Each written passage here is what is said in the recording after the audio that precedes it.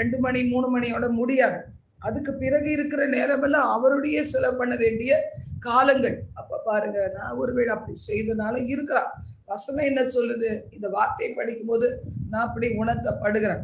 அப்போ ஆண்டவருடைய வார்த்தை என்ன சொல்லுது? உங்கள் இச்சைகளின்படி செய்து உங்கள் வேலைகளை எல்லாம் கட்டாயமாய் செய்கிறீர்கள். இன்னைக்கு நிறைய வேலை இழுத்துப்படுது. டென்ஷன் எல்லாம் அந்த நாள் தான். எவ்வளோ ஃப்ரீ ஆக்கி கொள்ளணுமோ ஃப்ரீ ஆக்க வேண்டிய நேரத்துல அவ்வளவு பிரச்சனை தோல் மேல சுமக்கிற மாதிரி நமக்கு நினைப்பு. அப்ப வசனம் என்ன சொல்லுது?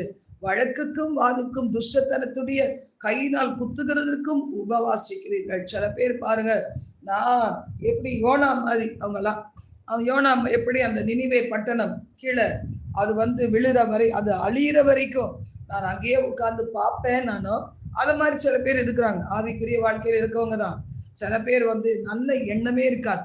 அவங்கெல்லாம் யாரு? ஆவிக்குரிய சூனியம் பண்றவங்க. எப்படி மந்திரவாதிகள், சூனியக்காரிகள், கட்டுக்கதைக்கார், ஜோசியர்கள், பூஜாரிகள், விக்கிரக